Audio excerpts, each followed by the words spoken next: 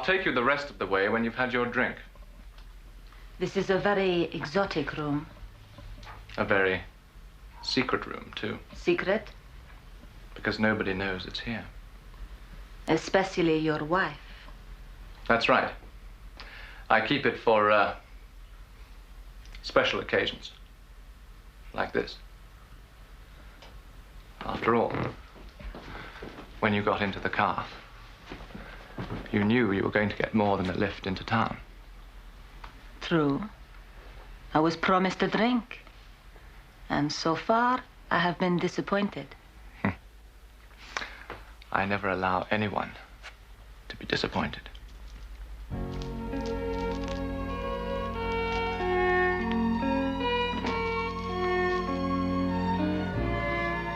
Turn out the light, will you?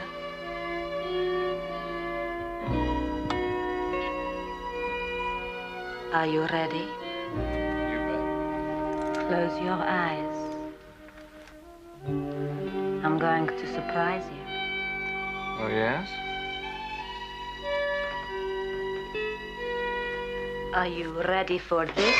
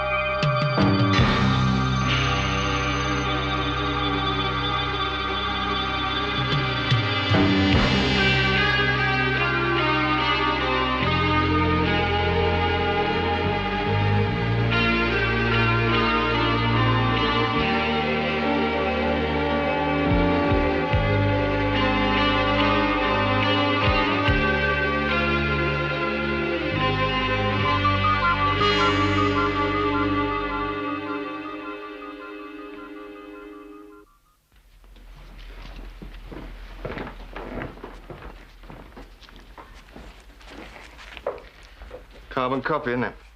Well, I didn't examine the other body, but the description's certainly the same.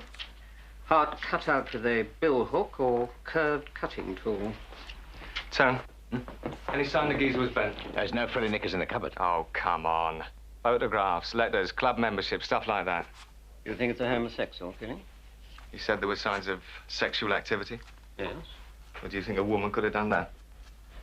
Well, it's physically possible for a young, fit woman, or someone in an abnormal state of mind. There's this one, Dallas room. Kind of singles bar, hetero place there. Find out if he was there last night, who he was with, who his friends are, if he left with anyone, all right? Turn. Keep it quiet. Well, last week I thought we were dealing with some kind of insane one-off. Now we've got two of a kind. Which brings me to my next guest, who must be one of the most beautiful, no, definitely the most beautiful lady writer we've ever had on The Breakfast Show, Natalie Bell. But her story, or at least the book she's having published soon, could be one to spoil your breakfast, so be warned. It's an amazing story. It's difficult to believe that it really does have a basis in fact. So tell me, Natalie. Oh, yes. She was really nice.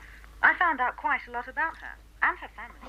I even traced one of its surviving members. Extraordinary. How on earth did you manage to do that?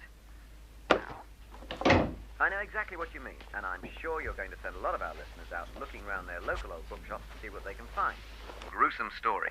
The crazy countess who cut out her lovers' hearts with a dagger. Ugh. No such ripping yarns from my next guest. But before that, to change the mood, a record for Peter Rawley of Hounslow, Middlesex.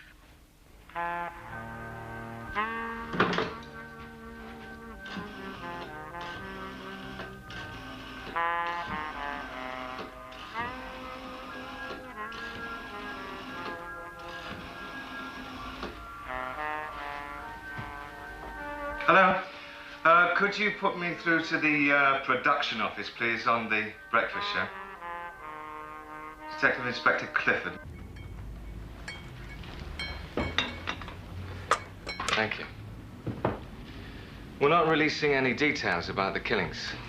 What I've told you is just between the two of us, but as you can see, they're both exactly the same as you describe in your book about the Countess. Well, I wouldn't say exactly the same. And the Countess lived 300 years ago, remember? Yeah. You said you'd trace one of her descendants. And you decided it runs in the family. I haven't decided anything. So, what do you want me to do? Introduce you to Mrs. Hansker? That's right. Well, it'll be easier on her if there's someone there she knows.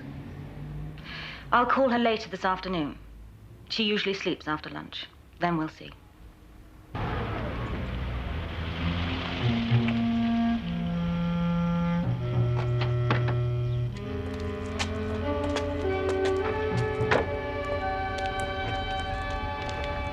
Let me give you some advice. When you talk to Mrs. Hansker... I won't be doing any talking. I'll be listening.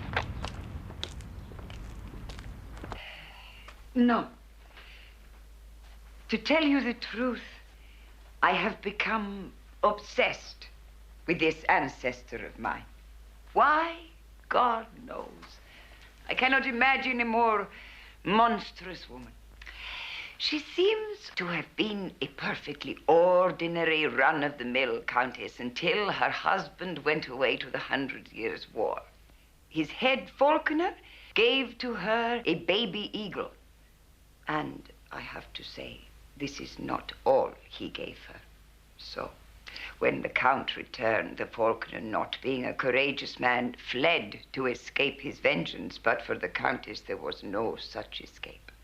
The Count punished her infidelity with much cruelty. He had her dragged on a cart through the whole valley and displayed in all the villages where the headman gave to her a ritual blow. And then, at night, by the light of torches in front of the assembled people, she was branded with iron as an adulteress.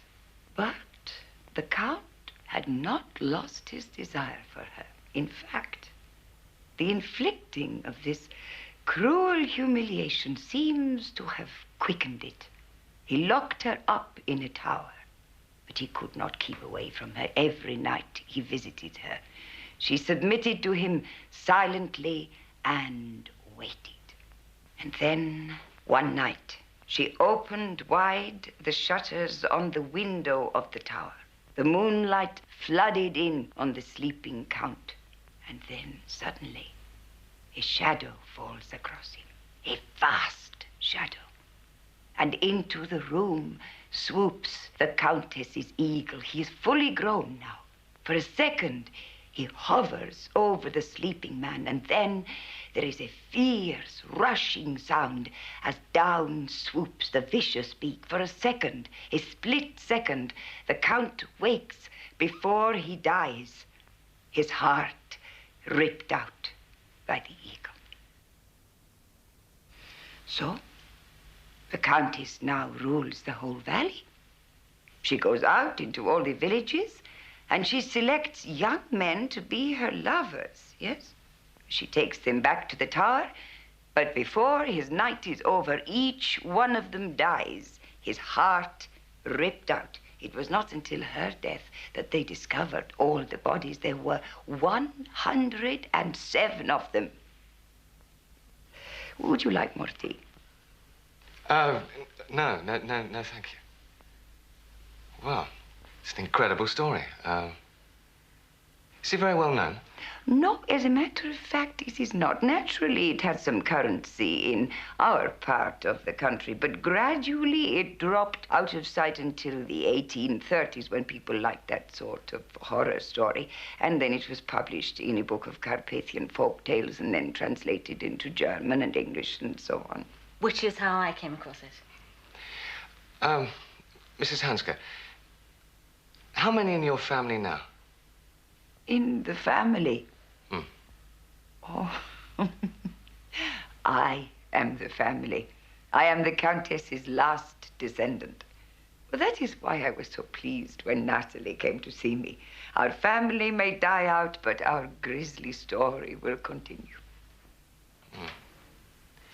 And there's no possibility that there's a cousin, a grandson? No. No, I have no grandson. I see. Well, it's been a tremendous experience listening to you, but I don't want to tire you. That is very considerate of you. I would like to call again sometime, if I may. Yes, yes. Speak to Natalie. She will arrange. I'll telephone you. Thank you.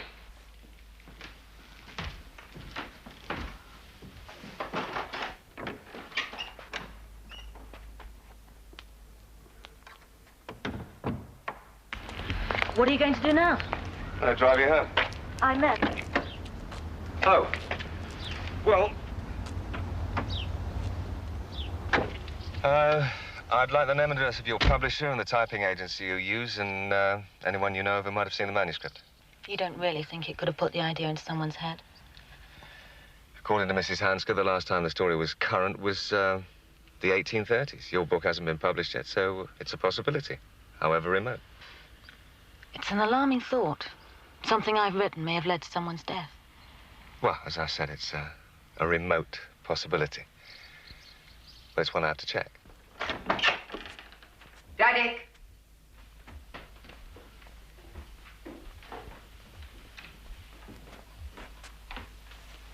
They're gone. And now?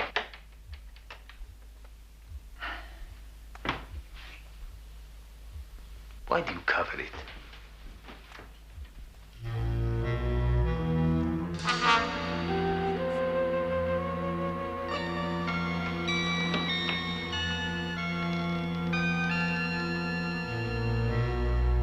It's so beautiful.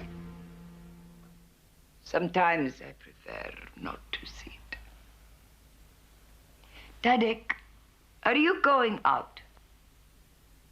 Because I have some work to do.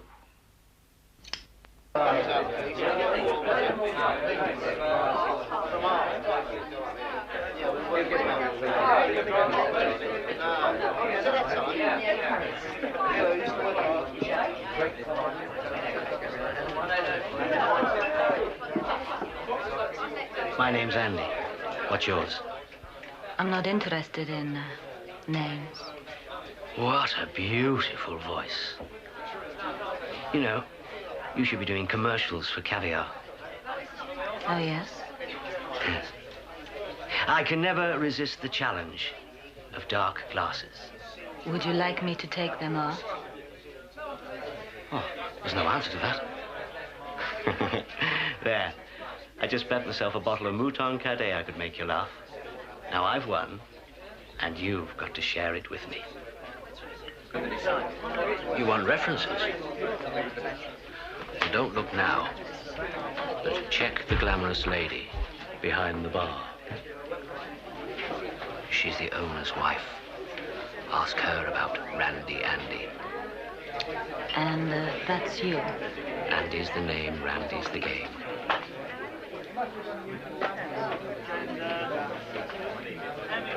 Look, I have to be careful. Oh, okay.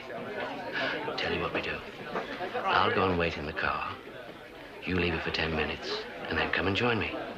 It's parked in the mews. A red Porsche. And what then? Time of your life, sweetheart.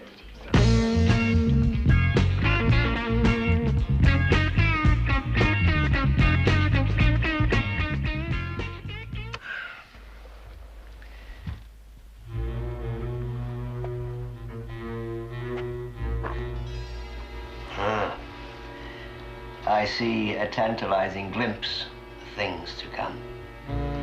Stay where you are. I'm on my way. Anything you say. Close your eyes, Randy Andy.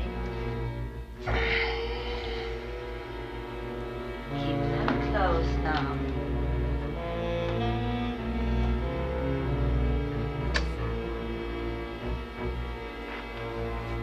Keep your eyes closed till I say. Now.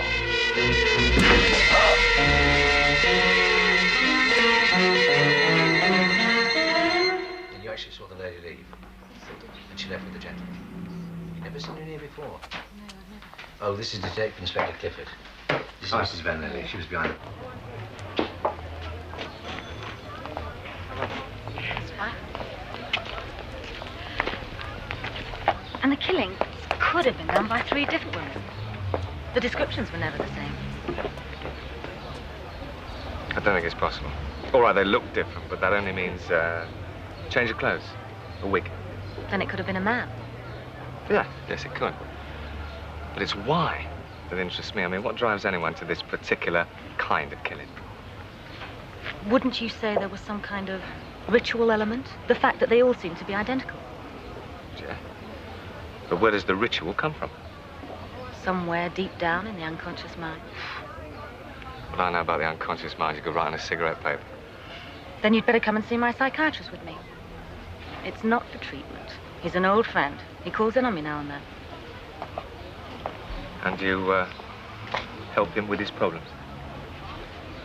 He helps me with my research. Maybe he can help with yours. Just as the personal unconscious contains buried images and memories of the early stages of our lives, so the collective part of the unconscious mind is a great store of material from the early stages in the life of mankind. And this is common to all of us. That's why you or I can dream the same dream as the Australian Aborigine.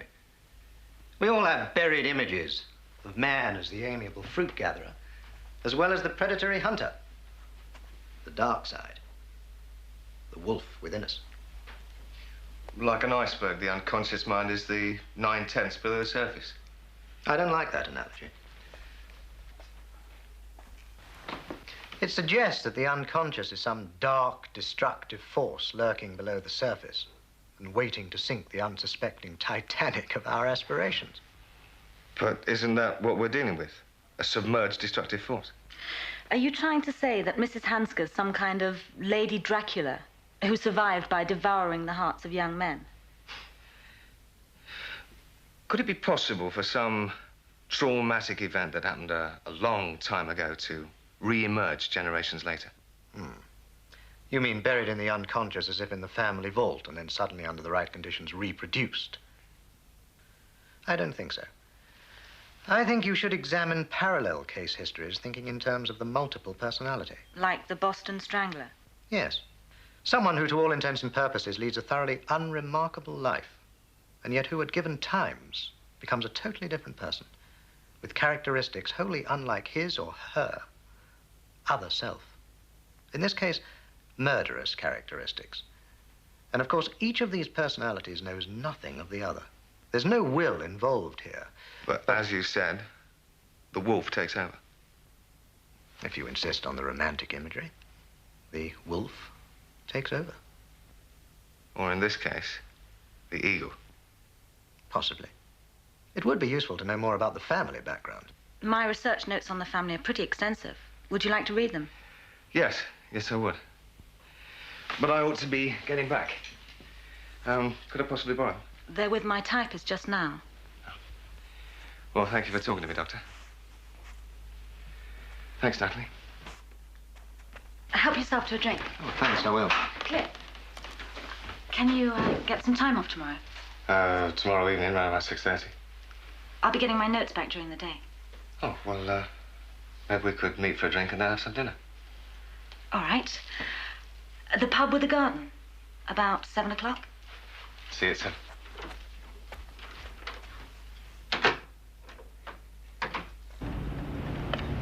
Is he still there? Yeah, he left about 25 minutes ago. Didn't stay long. Right, I've got the embassy checking for me. When I find out what they've got, I'll be in touch. Roger, Dodge.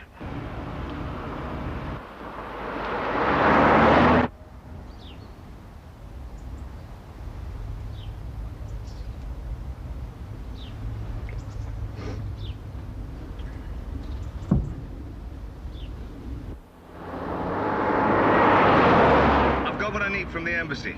I'll be within half an hour. Roger, Dodge. I'll still be here.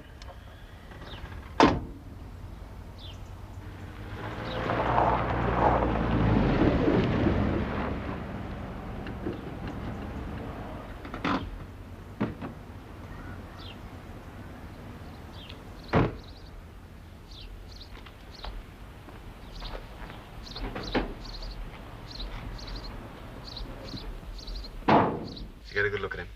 Better than that.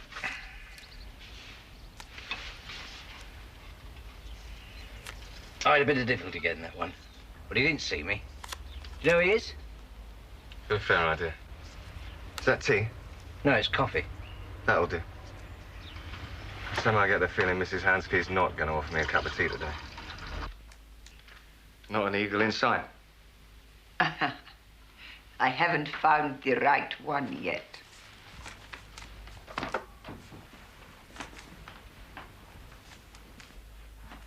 Now, you want to hear more stories of my family? Yes, as a matter of fact. I will tell you the story of how I escaped from the Russians with the help of an English captain. I found myself in a displaced persons camp in I'd India. like you to tell me about your nephew. What nephew? I have no nephew, I told you. I am the last of the Countess's family. Except for Tadek. No. Which Tadek? Who is Tadek? Tadek Kuczynski. No. No, I won't listen to you. He was with the Radzinski Theatre Company in Warsaw. They were having a successful tour of East Germany. He managed to escape to the West. He turned up in this country last year. You must go away. Mrs. Hanska, there's no point in denying it. It's not going to help either one of you. Don't you think he suffered enough? Persecuted by that atheistic regime of Marxist bullies. He cannot help being what he is. Yes, he escaped, but he is still surrounded by unthinking people who do not understand what he is doing. That is why I have not disclosed his presence. There has been enough of persecution. Tadek is an artist. As such, he must be free to express himself. And how exactly does he do that? How I wish it was the same with you. Things won't get much better, I suppose. Shouldn't really feel this way, but that's how it goes. Poor unlucky me, but that's the way it's got to be.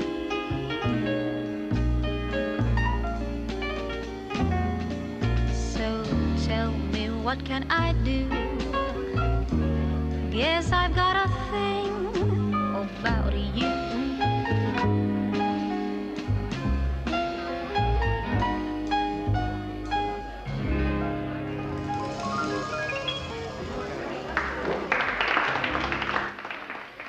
Mr. Tadek Kuczynski, I'd like to ask you a few questions.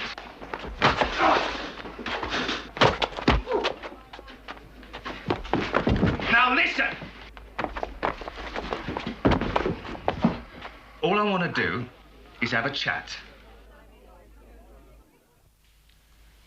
You should have said you were police.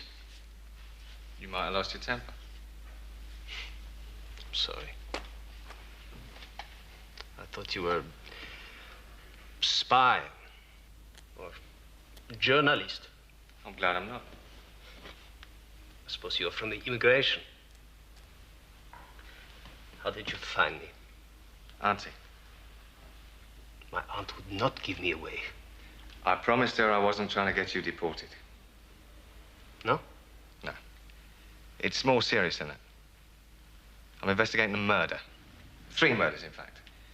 And I simply want to know where you were when they happened. So, I am suspect. Now, don't get excited. It's only routine. All right, I did it. Come on, Tadek. Don't be temperamental. I'm not temperamental. What I am is sick of being hunted and pursued and persecuted. I understand. Things haven't been easy for you. Auntie told me about your problems, and I said I'd try and help, you know. Straighten things out with the immigration people. You did? Why not? I'm not in the business of making life difficult. People with talent need encouraging. You were very good out there. Thank you. I'm not much used to kindness from officials. But you do have to help. Of course. I was working most nights these last few weeks. I have a very full date book. And when I'm not working, I'm staying with my aunt. She will how do you say, prove this? Yeah, well, we're going to have to do better than that, aren't we? Maybe the best thing would be for you to come to my office tomorrow morning, near the police station, Nils Road. It would give you time to remember exactly what you were doing over the last 3 weeks, whether you were out of town, working, or whatever, okay? And I'm going to need some kind of corroboration. Names of people who saw you, contracts, that sort of thing. Do you think you can handle that? Yes. That's the way. And remember, no one is leaning on you, and I will make sure that they don't. Just as long as you show up tomorrow morning. I'll be there. Good boy. How'd you get on? Bit of aggravation. Oh, with Queenie? You're still thinking in cliches, old son. Taddock's a hard lad. He's also very nervous. But is he the Eagle Woman? Or do you still believe Auntie does a transformation number? I don't know. Who's watching the house? D.C. Wilson. All right, I'll take over. Now, make sure Taddock doesn't know he's being followed. He's very excitable and he's liable to... Let fly with his handbag. You just stop being funny, Sergeant. Now, stay out of sight. Or you've got trouble.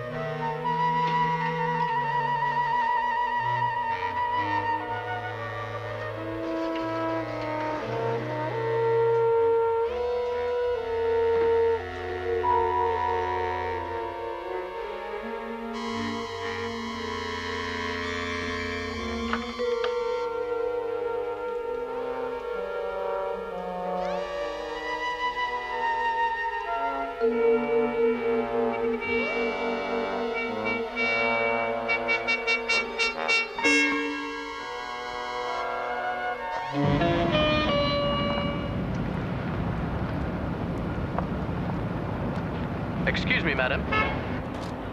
I'm trying to find the Heathcliff Gallery. You've passed it. If you make a U-turn here, you'll see it on your left, about 100 meters back. That's awfully kind of you, but I must be honest, the Heathcliff Gallery was a pretext. I simply had to speak to him. Oh, really? Yes, truly. I know it's a very sexist thing to do, to intrude on a lady's privacy just because she happens to be beautiful. What can I say to commend myself to you? I'm terribly rich, and I live 5 minutes away. What is this? A proposal? Proposition is the word, I think. Look, why don't you just drop round for a cup of tea? There's an Earl living next door. It's a tremendously respectable neighborhood. Now, don't let me down. The moment I clapped eyes on you, I said to myself, I must have that girl, whatever it costs. I'm busy. You won't get a better offer this afternoon, my love. You're probably right. You don't live here, then? Not exactly, no. I'm borrowing it from friends. Jolly pretty, though, isn't it? I've given the in-law servants the evening off, and the chauffeur's having tea with his mother-in-law, so we shan't be disturbed. Are you getting ready? Come and get me.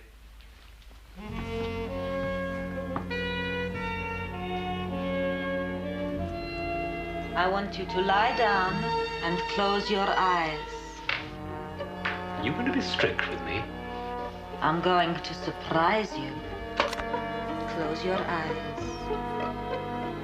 Now, are you ready for this? Yes.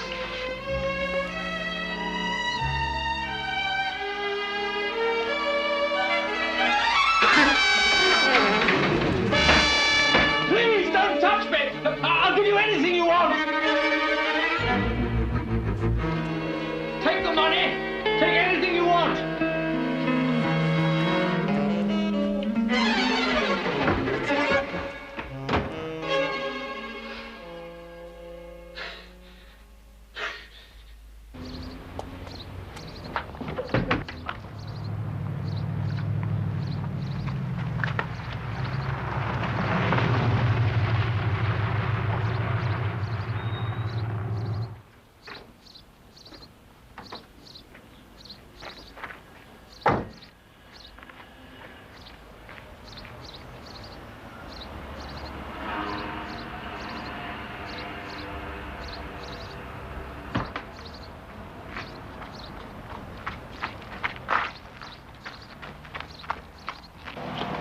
Everything in Taddick's statement checks, except the time he was with Mrs. Hanska. There's no way we can ever find out if he's really there or not.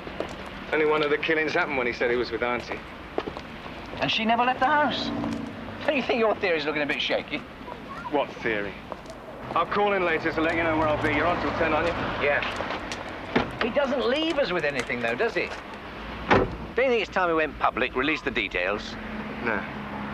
You couldn't play this down. It'd be big news.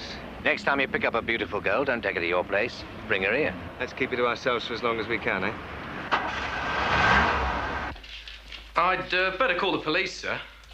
I don't think I'd bother with that, really. After all, she didn't actually take anything. They'd only ask a lot of boring questions.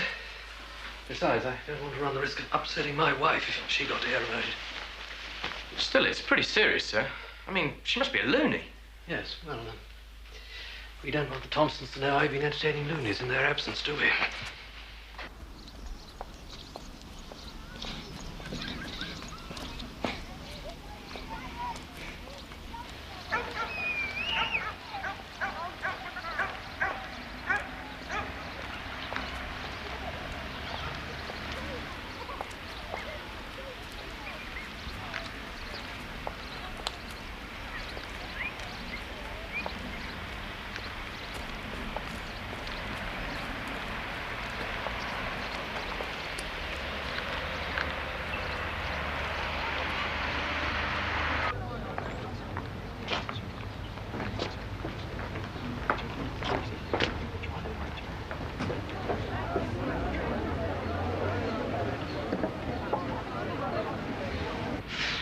Listen, I live over there.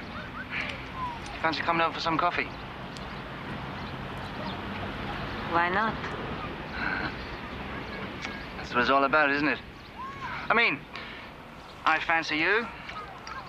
You fancy me. Why mess about? Come on, carry your bag.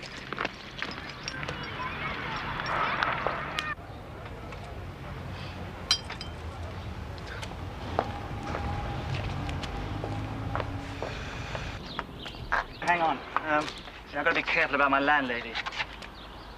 She's got a bit of a thing about visitors. Come on.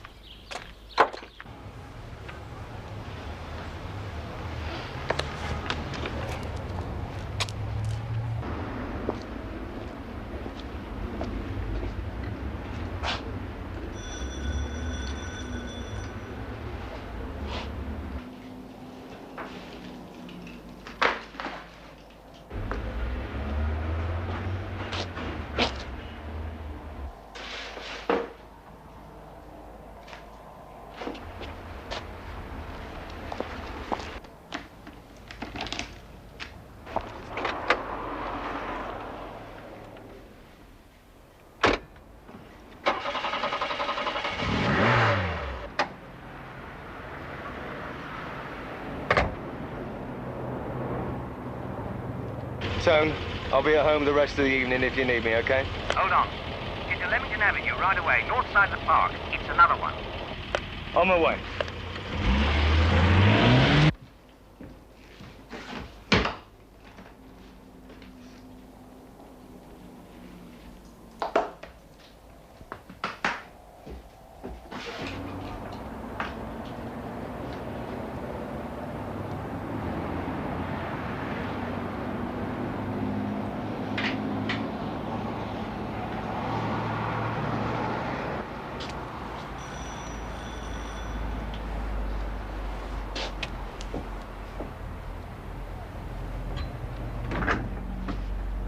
Cliff, Hello? I'm sorry about last night. You'll come in, won't you?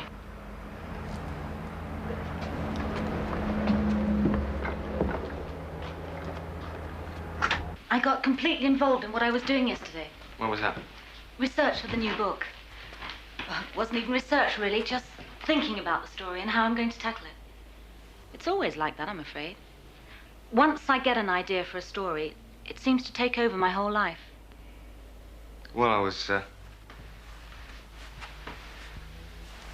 a bit surprised when he didn't turn up, but then I thought maybe you'd said yes just to be polite.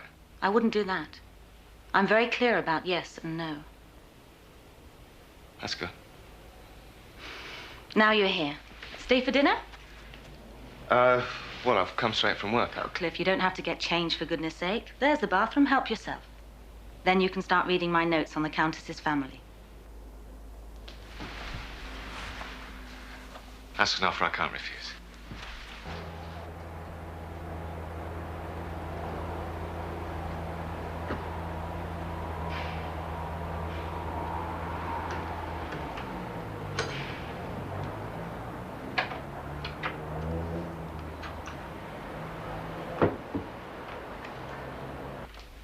Do you want some help? No, you carry on. I'm just going out to get something to drink. I'll get it. No, won't take a minute. The shop's only in the high street. Oh, tell me what you want. Go on. Risk it. If I get lost, I'll ask a policeman. Some white wine. Some white wine.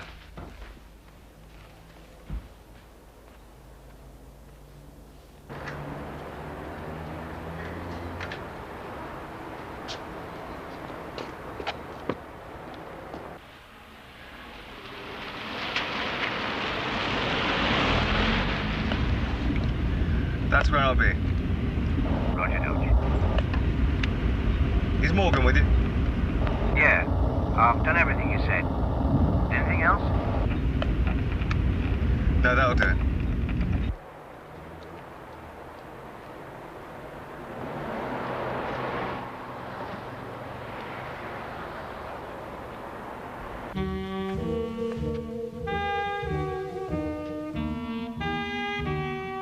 Are you ready, darling?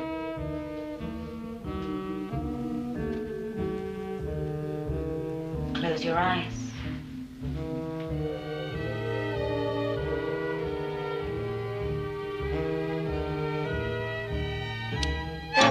Stand still, Natalie. Just stand still. Go on, Morgan, search it. I'm sorry, but this is the only way.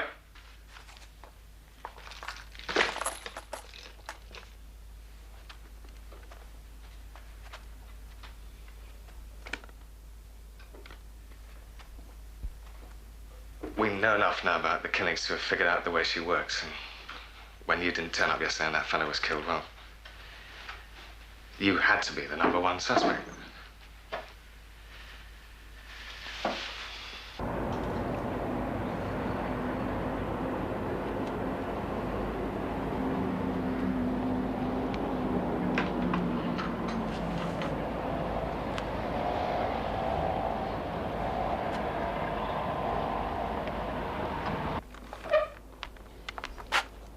Clean. Would you like me to make some tea? Yeah, I think that's a good...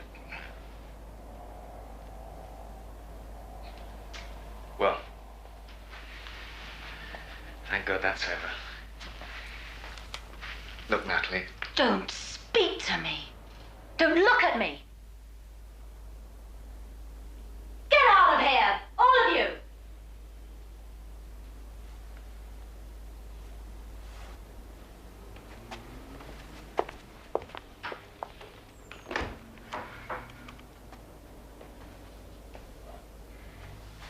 I suppose you think you can justify this with some official jargon or a warrant. What happened to me in there was filthy. It was like being raped. Don't say. You don't want to hear it, do you? You were just doing your job. I didn't want to do this, but there was no way I could avoid it. I admire your self-sacrifice, Inspector.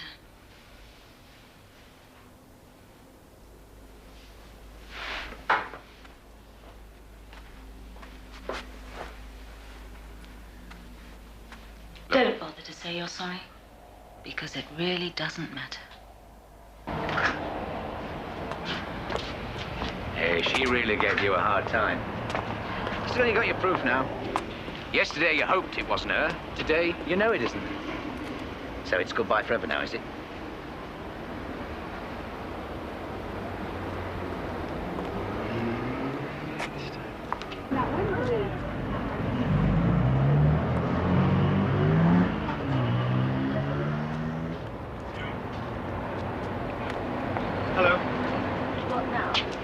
arresting me?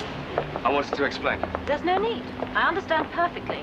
I was the suspect. You were the smart cop playing me along. That's not how it was. I knew it couldn't be you, but I'm not just me. I'm in charge of the investigation, and I needed proof. You managed to find the most brutal way to get your proof, didn't you? I didn't want it to be like that. I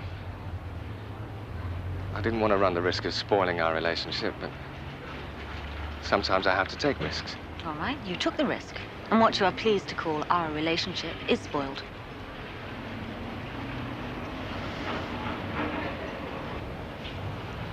I'm sorry. I didn't mean to be spiteful. I was hitting back at you. Do you have the time to talk somewhere? I'll be amazed if you have. I'm making the time. This is important. Yes. Yes, it is. My car's over there. Why don't I drive you home? Look, I've got a better idea. Why don't I invite you to my place and make you some lunch? I'm an ace cook. Maybe I can impress you. I have some more shopping to do. Give me an hour. I'll be there.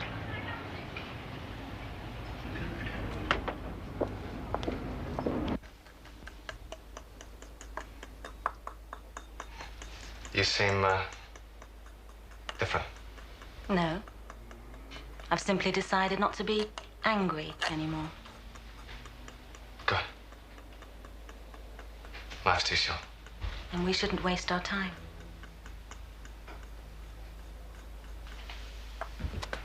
What do you think? I think we can eat later.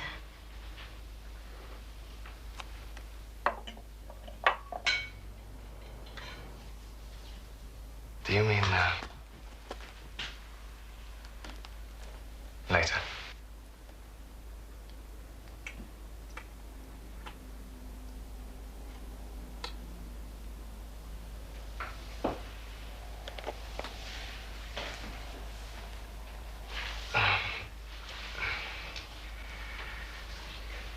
Just, 1 second.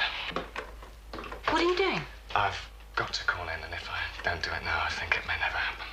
Have you no sense of occasion?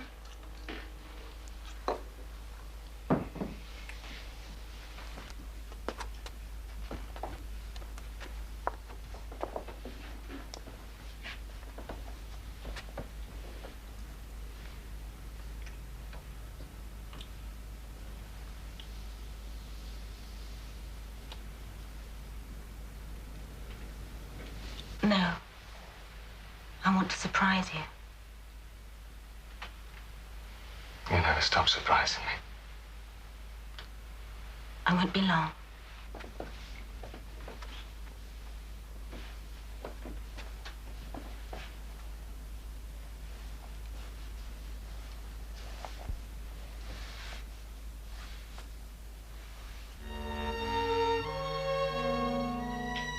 Natalie? I'm almost ready. Close your eyes. They're closed. I'm on my way.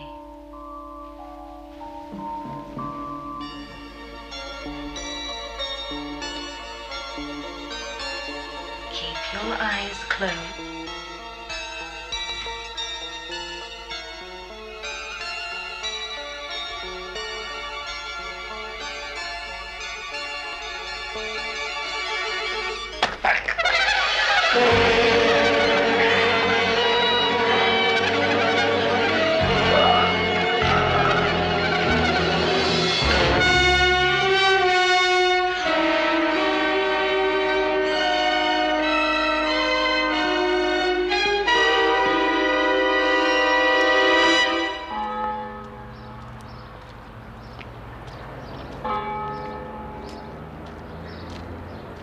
Hello.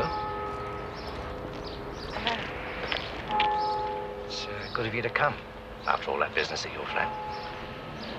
Cliff had a job to do. I wish I'd been more understanding. I thought perhaps maybe he would have tried to phone you, put things right. Perhaps he meant to. I don't know. Now the story's out, we get 100 crazies a day phoning in, saying they're the evil woman. How did Cliff find her, I wonder? He didn't tell you? No. Kept it to himself. Went off on his own. First time he'd ever done that.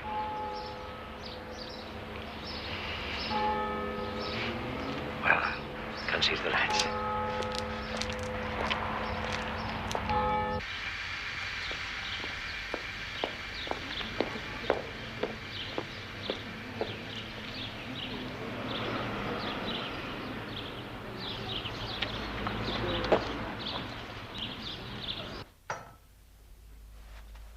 It was some journalist scum.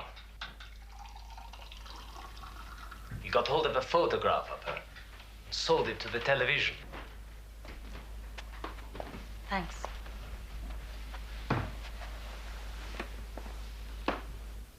She saw her face on the screen when the story came out. She got an obsession. An obsession that she's some kind of reincarnation of the Countess. So now she's terrified of sleep because she thinks she walks in her sleep but kills. That's why I have to stay with her. You're looking after her now? What else can I do? Oh, I had some spectacular offers. A tour of the States with my own show. Jackie the Ripper. Some producer tried to force me to accept. I'd break his head.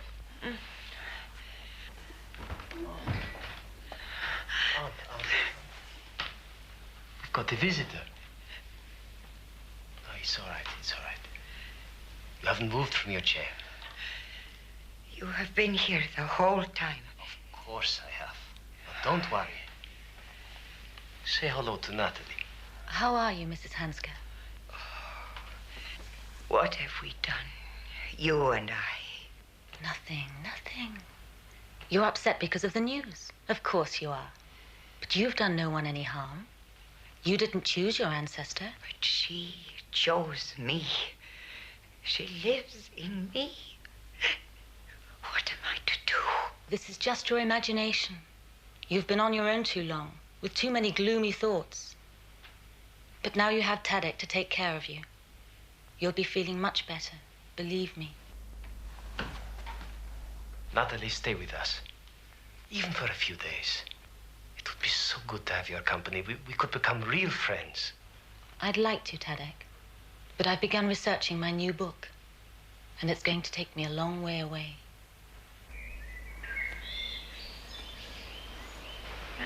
I think she'd make an interesting subject. Well, she wasn't a sister. Just one of the nurses. Did you ever see her? No, she was before my time. That would have been 1920-something. Mind you, my old governor saw her. Well, he saw all right. She used to, like, flaunt her body kind of thing when she was up close to them rich old boys. I wonder some of them didn't have a heart attack there and then.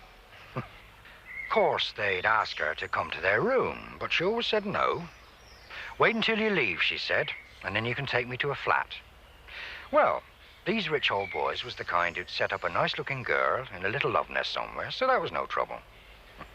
She got the meeting out of her hand, so to speak, buying her fur coats and cars and diamonds and all that.